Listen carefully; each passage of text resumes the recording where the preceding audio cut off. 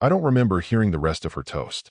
Just that one line, shiny and cruel and blurted through champagne-slick teeth. To the man who actually holds the power.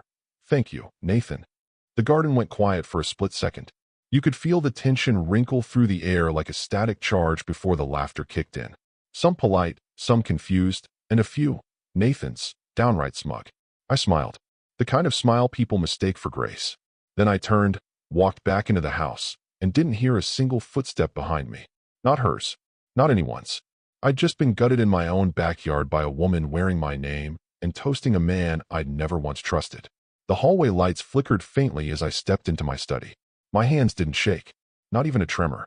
I opened the bottom drawer of my antique cherry desk and pulled out the black folder I hadn't touched in years, labeled in my own handwriting, Disclosures. You see, the thing about power is, it's almost never where people think it is. It doesn't shine. It doesn't toast.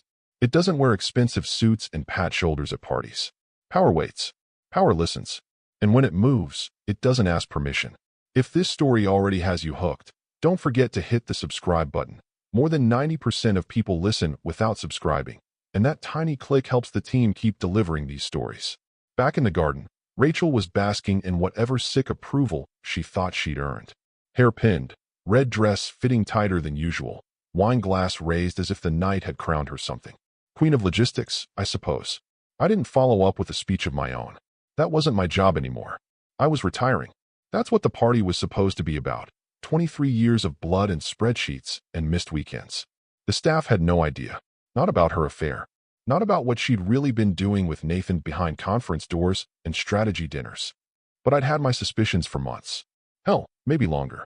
You start to notice when your wife starts speaking about another man the way she used to speak about your dreams. Nathan, young, loud, overconfident. CEO of our logistics partner for the past 5 years. The type who thinks corporate synergy is a pickup line. He'd been circling Rachel for a while. I gave him enough rope. Apparently, she handed him the knot. I had the receipts. Not the ones you think. No text messages or lipstick on collars. Please. That's amateur hour. No, what I had were forwarded emails. Strategy briefs. Partner projections. Revenue forecasts. Each one accidentally sent from her work account to his personal Gmail. Labeled innocently. FYI. Or for context. But context kills when you're married to a man who built the compliance architecture himself. Nathan didn't know I still had majority voting proxy. Rachel didn't know I'd planted a mirror inbox on her account 6 months ago. And nobody knew that the cozy little joint venture between our companies had a clause buried in the merger agreement, Clause 9.3, triggered if anyone from either side was caught leaking material data to the other without board approval. It had only ever been hypothetical, until her voice echoed through the garden. To the man who actually holds the power. They both thought that meant him. By the time she kissed his cheek and sat back down, I'd already logged into my old board contact system. The email I drafted wasn't long. It didn't need to be. Attached was a concise PDF. Summary of violations. Breach of Clause 9.3. Each bullet supported by metadata timestamps, forwarded headers, and document trails. A forensic treat. The recipient? An internal compliance address tied to a private mailing list of the partner firm's board members. One Rachel didn't even know existed. It was created before Nathan had even joined. I didn't hit send. Not yet. I scheduled it. 7:14 a.m. sharp. Monday morning. Why 7:14? It was the time I used to get up for work. I figured it'd be poetic. That night, I went back outside. She laughed like nothing had happened. She squeezed my arm like we were still us. I poured myself a scotch and toasted the man who actually held the power. Me. The party wound down like a drunk uncle, loud, staggering, and full of bad decisions. Most of the guests had left by 10. A few lingered around the fire pit in what I assumed was the early onset of hangovers disguised as bonding. Laughter drifted into the house through the cracked patio door, just loud enough to remind me that I hadn't been part of a single real conversation all night. Not that I wanted to be. I stood in my study, drink untouched, staring out the window with the lights off. They hadn't noticed me. People like Rachel and Nathan never do when they're basking in attention. Their type only scans the room for reflections of themselves. She was still out there, knees crossed toward him, face tilted back in a way she hadn't tilted it for me in years. One hand brushed his jacket lapel, absent-mindedly, playfully, the kind of touch that could be mistaken for casual if you hadn't once been on the receiving end of it. And he? Nathan grinned like a man who'd just bought something on sale. The worst part wasn't that they thought they were clever. It was that they thought I was stupid. I turned from the window, sat at my desk, and opened the laptop I hadn't used in months. The one with the encrypted drive. Not my work laptop, not my personal one. This one was for the files that never got saved to cloud storage. The kind that didn't belong to any official system, but had been compiled for exactly a moment like this. I didn't hesitate. I typed in the 6-digit passphrase, "Not your queen," and the system blinked to life. I created a folder years ago, back when I first started to feel her pulling away. It was labeled "If She Ever." In it were dated PDFs, screenshots of forwarded internal emails, redline edits Rachel had sent to Nathan on strategic presentations, even a voice memo where she joked to him over speakerphone about how ancient Michael still uses spreadsheets like it's 2003. They laughed. I saved it. I began building the message. Recipient, redacted, at thepartnergroup.com, an address that routed directly to the private compliance subcommittee within Nathan's board. It had taken some doing to confirm it still existed. But it did. It was buried in the bylaws, unchanged, untouched, and extremely sensitive to irregularities involving strategic data sharing. I attached 5 key exhibits. Labeled, dated, cross-referenced. Subject line, violation of Joint Partnership Integrity Clause, immediate review recommended. I wrote only one sentence in the body. Per Article 9.3 of the merger agreement, the following data transfers represent a clear breach by personnel of both entities. No accusations, just documentation. Then, I selected Schedule Send. 7:14 a.m. Monday. I stared at the time box for a moment. Considered changing it. Then I left it. A smirk curled at the corner of my mouth. Not joy, not satisfaction. Just recognition. The calm before leverage becomes motion. In the corner of the study sat the gift Rachel had wrapped for me 2 days ago, still unopened. A leather-bound journal. On the tag, "For your thoughts in retirement." Funny, because my thoughts tonight weren't fit for any leather binding. I clicked the screen shut and leaned back, listening as her laughter outside grew softer. Or maybe it was me growing quieter. Either way, the power had shifted, and she didn't even know it yet. Let her have her moment under the string lights and catered shrimp. The smirk stayed with me through the night. And for the first time in years, it wasn't because I was pretending. The espresso machine sputtered like it had a grudge. Rachel stood barefoot in the kitchen, one hand around a mug, the other scrolling through something on her phone, Instagram or Slack, I don't know, whichever gave her more dopamine. She hummed to herself. Same tune she always used when she thought she'd want something. I was in the living room, reading the paper. Not really reading, just flipping pages to look occupied. I didn't want to miss the moment it happened. 7:14 a.m. Her phone buzzed once, then again. Sharp, persistent. She frowned and stepped away from the counter. Hello. Her voice was still syrupy, fresh off the afterglow of public humiliation served cold on a party platter. Then her face drained. Whoever was on the other end, they weren't wasting time with pleasantries. No, that's not possible. What email? Her voice had already gone up a notch. I turned a page. Deliberate. She walked out of the room, but her voice carried. Wait. What do you mean audit triggers? What do you mean compliance clause violations? Pause. Her silence spoke louder than anything. Then I heard it. He sent what? Screenshots? You've got to be kidding me. She came back into view like a ghost, still clutching the phone like it had just turned radioactive. Her jaw clenched and unclenched, eyes darting across the floor like she could find some version of the truth hiding between the tiles. Nathan may lose the chair, she repeated, almost to herself. Whatever breath she had left was gone. Then she hung up, didn't say goodbye, didn't ask a follow-up question, didn't even blink for a full 5 seconds. She just stared at the cabinets, like they might open and explain everything. I waited. Michael, she finally said, voice thin, uncertain. Did you send something to Nathan's board? I didn't look up right away, just folded the paper neatly, set it on the coffee table, and stood. I thought you said he holds the power, I said, walking past her toward the front door. Seems like the board disagrees. She followed. This isn't funny. You don't know what you've done. I opened the door, let the cool morning air fill the entryway. No, Rachel. I know exactly what I've done. You're the one playing catch-up. And then I walked out onto the porch, just stood there and watched the sun claw its way up past the rooftops. Inside, she stayed frozen in place, still gripping the phone, like it might ring again and reverse everything. But phones don't unsend emails. And a boardroom doesn't care about feelings when a compliance clause gets tripped, especially not one triggered by a sleeping with the partner's wife kind of leak. I'd written that clause myself. Funny how life works. She'd toasted the man she thought held the power. Now that man was fighting for his job. And she wasn't even on the invite list to the war she helped start.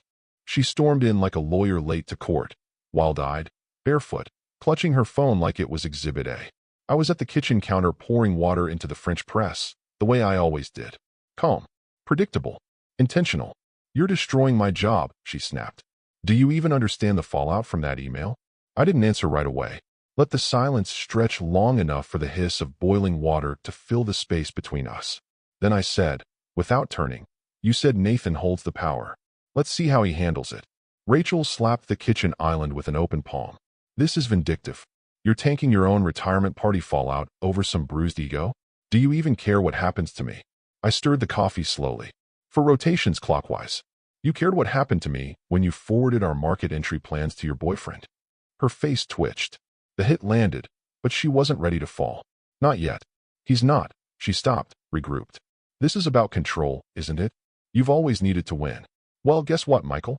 I don't want to play anymore. She marched toward the hallway, then turned back, chin high like she was bracing to detonate something. I want a divorce. I took 2 steps to the drawer beside the fridge, opened it, and slid a manila envelope across the island toward her. A single pin rested on top. Already filed, I said. She blinked, then laughed. But it wasn't real laughter. It was the kind you use when you've just lost track of the script. You're bluffing. I raised my eyebrows and nodded toward the envelope. Sign it if you want. Or don't. Doesn't really change what's coming. She didn't touch the envelope. She reached for control the only way she knew how. I'll take half the company, she said, quieter now. Calculating. You know how this goes. You never read the papers you signed, did you? I asked. She frowned. Check your employment contract, I said, and sipped my coffee. Section 12.3. She didn't move. It's in your drawer upstairs. Or maybe still in your email. Depends if you archived it. I highlighted it for you. But I guess forwarding documents was more your specialty. Her mouth opened, then shut again. You're bluffing, she said again. But this time there was less conviction. Her eyes were darting. Go on, I said. Read it. And then ask yourself who exactly breached the terms of employment. She turned on her heel and marched upstairs. I didn't follow. I sat down, coffee in hand, and waited. 5 minutes later, the sound of a drawer slamming made the walls vibrate. Then, footsteps. Fast. Barefoot on hardwood. She came back down clutching a printed document, page bent, yellow highlighted line visible even from across the room. Section 12.3. I quoted it for her. Any employee found knowingly transmitting proprietary data or client strategies to third-party partners, especially in violation of NDA protocols, shall be deemed in breach of trust and terminated with forfeiture of severance.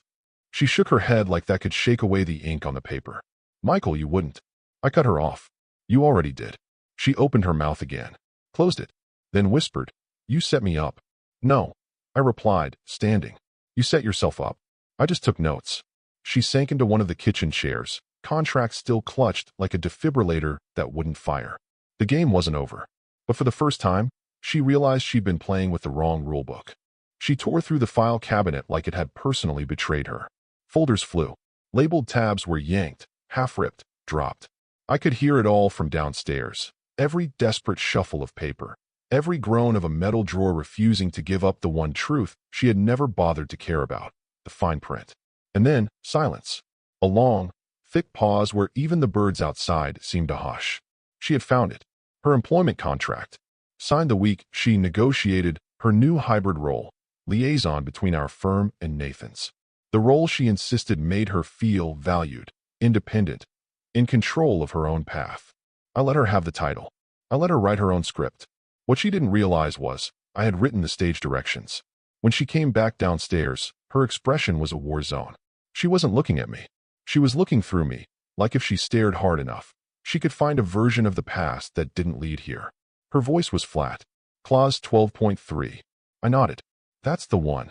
She dropped the contract on the kitchen table like it was evidence in a trial she was trying to win with disbelief alone. Her hand hovered over the highlighted line, but she couldn't quite bring herself to read it aloud. I did it for her. Any employee found leaking internal plans to competing entities or partners will be considered in breach and subject to immediate dismissal without severance. She flinched at without severance, as if that were the part that stung. I didn't leak anything, she said. They were just talking points. Preliminary stuff. Nothing finalized. Rachel, I said calmly, you forwarded Q3 forecasts to a partner firm. With annotations. From your company email. With timestamps. That wasn't confidential, she shot back. It was internal alignment. Contextual alignment, whatever the term is. You sent a document marked Internal Strategic Memo, do not distribute, to your lover. That's not alignment. That's evidence. She recoiled like I'd slapped her. I wasn't. It wasn't like that. I opened my laptop and slid it toward her. On the screen, a PDF titled Breach Documentation, Employee R. Grayson. 37 pages. Indexed. Timestamped. All tied to her employee ID.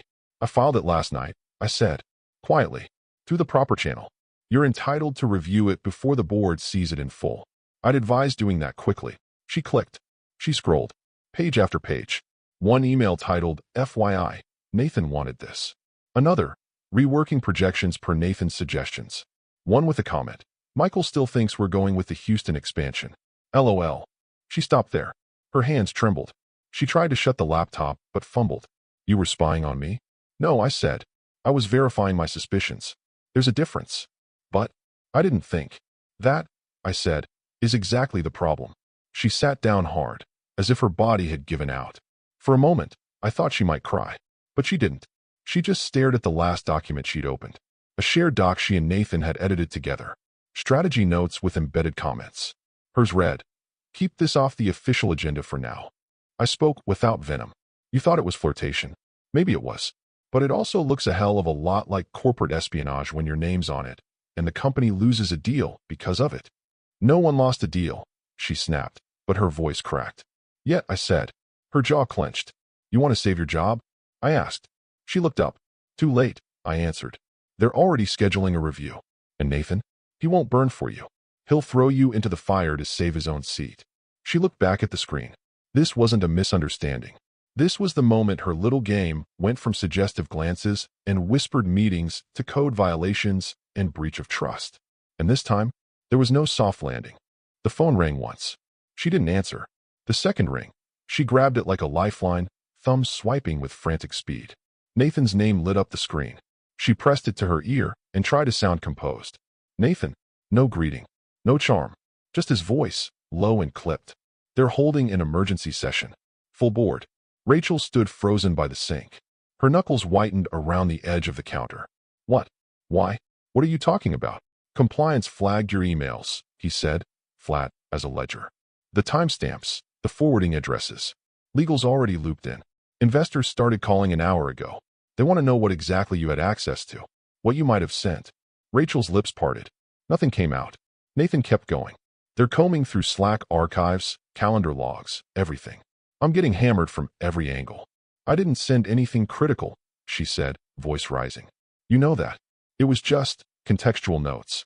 Stuff we were already aligned on. You told me to. Rachel, he interrupted, sharp now stop. Just stop. Silence. They're treating it like a breach. A coordinated leak between partners. Her voice cracked. I didn't mean to. Intent doesn't matter right now, Nathan said. Perception does. I can explain. You can't explain this, he snapped. They're drafting statements. If we're lucky, this gets buried under mutual restructuring. But if it escalates, if they trace certain losses to decisions influenced by your memos, then it's on record. And you're not just fired. You're exposed. She tried to breathe, but it came out in stutters. I didn't know Michael had access to any of that. I didn't know he'd send it. You didn't know a lot of things, he said coldly. You played the wrong hand. There was a long pause. A sound like papers shifting on his end. Or maybe he was packing. Are they going to fire me? She whispered. I don't know, he said. I might not even be able to protect myself. Her mouth opened. He was already gone. The call ended with a click.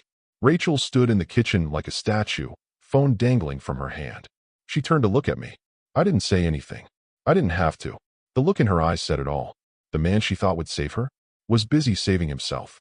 Whatever fantasies she'd built, the secret texts, the office glances, the after-hours phone calls, none of it mattered now. Not in a boardroom. Not to compliance. Not to Nathan. He wasn't going down with her. He was cutting her loose before the splash even hit his shoes. She slumped into the nearest chair. Breath shallow. Eyes wide. Betrayal sinking in from both directions now. I took a sip of coffee. Rough morning. I asked. She didn't respond, just stared down at her phone, waiting for another call that wouldn't come. The house was quiet, but this time, it was her silence that echoed. She didn't even bother with makeup that morning, just threw on a blazer over yesterday's blouse, tied her hair into a rushed knot, and drove like her reputation was in the back seat, choking on exhaust fumes. The car ride was silent. No music, no calls, no news. Just the rhythmic pulse of her own anxiety bouncing off the windshield. At every red light, she checked her phone, waiting for a message that might undo it all. Nothing. Nathan hadn't called back. The board hadn't reached out. The silence wasn't comfort. It was strategy. When she pulled into the company lot, she saw them. Clusters of employees standing near the front entrance, talking in whispers. A few looked up as her car rolled by. None waved. She grabbed her purse and ID badge, walked briskly across the pavement like momentum could shield her. She reached the security door. Swiped. Red light. She tried again. Red. Then again. Still red. A familiar security guard emerged from the lobby, Curtis. His face was grim. "Morning, Ms. Grayson," he said, voice too formal. "I've been asked to escort you upstairs." She blinked. "Curtis, what the hell's going on?" "I'm just following protocol." He didn't offer a smile. He didn't make eye contact. They walked in silence through the lobby, past people she'd worked with for years. Not one of them met her eyes. It was like she'd been erased mid-sentence. Upstairs, HR was waiting. A woman in a gray pantsuit, Melissa, head of people ops, stood outside Rachel's office holding a sealed manila envelope. "Rachel," she said, not unkindly. "We need to speak briefly." "What is this?" Melissa extended the envelope. "Your employment is suspended, effective immediately, pending internal investigation into data handling and confidentiality practices.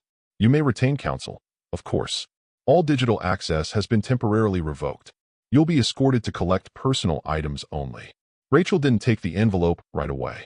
Her hand stayed by her sides like accepting it would turn everything real. "This is insane," she murmured. "I didn't do anything criminal. I was trying to." "I'm not the one investigating," Melissa said. "This isn't a judgment. It's procedure." Rachel took the envelope, fingers trembling. Curtis opened her office door. Inside, it looked wrong. Sterile. Already too clean. Her desktop monitor was black. Cables unplugged. Her inbox was gone from the shared calendar. Her nameplate removed. On the corner of her desk sat a cardboard box. Neat. Ready. Someone had packed it for her. Inside were a few notebooks, a mug from a past team retreat, and one photo frame. The frame. It held a picture from 8 years ago. She and Michael at the company retreat in Aspen, before things had frayed. Before Nathan. She was in a red coat, laughing mid-turn, snow on her shoulders. He had his arm around her waist. The smile on his face wasn't fake. She stared at it for a long time, then flipped it face down. Melissa cleared her throat. Curtis stood by the door, silent. Rachel shoved the photo into the box and closed the lid. "Do I need to sign something?" she asked. "Legal will follow up with next steps," Melissa said. "You'll be contacted this week." Rachel nodded, almost dazed, and walked out carrying her life reduced to a brown box and a sealed envelope. As she exited the building, someone held the door for her without looking. Her name was already vanishing from the system. And now, it was vanishing from their mouths too. The boardroom hadn't changed. Same glass walls. Same framed poster about synergy someone approved a decade ago and never thought to replace. Same chairs, 12 of them, surrounding the long walnut table like sentinels pretending they weren't already picking sides. But today, 2 of those chairs were conspicuously empty. Nathan's and Rachel's. Michael walked in with his blazer slung casually over one arm, nodding to the receptionist who'd worked there since the merger. She greeted him with a tight smile, the kind you give someone when you don't know whether to say welcome back or sorry for your loss. The chairman stood as he entered, Wendell, old school, sharp as ever, with a Rolex that whispered rather than shouted. "Michael," he said, offering a hand. "Thank you for coming in." Michael shook it without ceremony. "Appreciate you clearing time." Several other board members looked up from their documents, murmured greetings. A few gave awkward nods, unsure if he was a guest, a whistleblower, or the beginning of their company's next quarterly disaster. He didn't bother sitting just yet. Instead, he placed a single sheet of paper at the head of the table. "Clause 9, he said, his voice calm, almost relaxed, "of the joint venture agreement. Shall we review?" Wendell signaled to the firm's in-house counsel, a woman in her 40s with wireframe glasses and a folder thick enough to choke an intern. She opened it and read aloud. Clause 9.1 through 9.5. In the event of a material breach of confidentiality involving personnel from either party, resulting in loss of trust, reputational harm, or data compromise, the agreement between both entities shall trigger a dissolution review. A board vote will then determine if continuation remains in the mutual interest of both parties. Silence. Michael pulled out a chair, and finally Saturday. You've all seen the file I submitted. 37 exhibits. All tied to internal strategy documents. All forwarded by one Rachel Grayson, employee of this firm, spouse of myself, and direct liaison to Nathan Delroy, whose own calendar logs and edits appear on at least 7 of those documents. Unauthorized. Unmonitored. Wendell looked around the table. One board member was already making notes. Another was whispering something to legal. Someone cleared their throat. Mr. Delroy hasn't responded to our request to appear. Michael didn't blink. I'm not surprised. He's had a busy week. The lawyer continued reading. Clause 9.6. In cases where the violation of trust is found to involve senior leadership or partners, the dissolution vote must be held within 5 business days, and all contracts under joint terms will be placed on temporary hold until such a vote is cast. She closed the folder. Michael leaned back, folding his hands. What you decide today is up to you, he said. But the clause is clear. What began as strategic cooperation has now eroded into shared liability. And I believe your investors are already asking questions about how much of your Q2 roadmap was shaped by compromised intel. Wendell sighed. Not with frustration. With understanding. I'll call the vote, he said. Michael stood, buttoning his jacket. One last thing. He reached into his pocket and pulled out a USB drive, placing it gently on the table. That contains a copy of all correspondence between Rachel and Nathan over the last 8 months, including voice memos. You'll want to hear them before you decide whether this ends in a statement or a subpoena. He didn't wait for their reactions. He walked to the glass doors and paused just before exiting. Behind him, the sound of folders opening, keyboards clacking, and voices rising in quiet urgency filled the space. The boardroom was no longer a place of discussion. It had become a trigger site, and the bomb had already gone off. By Friday morning, the silence was no longer an absence. It was policy. No calls. No updates. No follow-up from HR. No pleading from Nathan. No lawyer letters offering alternatives. Just a strange, sterilized quiet. Like someone had scrubbed her name off every document, whitewashed every wall she'd ever stood beside, and vacuum-sealed the memory of her career into a file marked "Do Not Restore." Rachel sat at her kitchen table with her laptop open and her coffee cold. She hadn't left the house since Tuesday. She didn't want to see anyone, and more importantly, no one wanted to see her. The first thing she saw when she refreshed her inbox was the press release, forwarded to her by some automated PR monitor she'd forgotten to unsubscribe from. Subject: Joint venture ends between Maritech Solutions and Grayson Freight Group. The language was clean, clinical. After 5 years of strategic collaboration, both firms have agreed to dissolve their partnership effective immediately.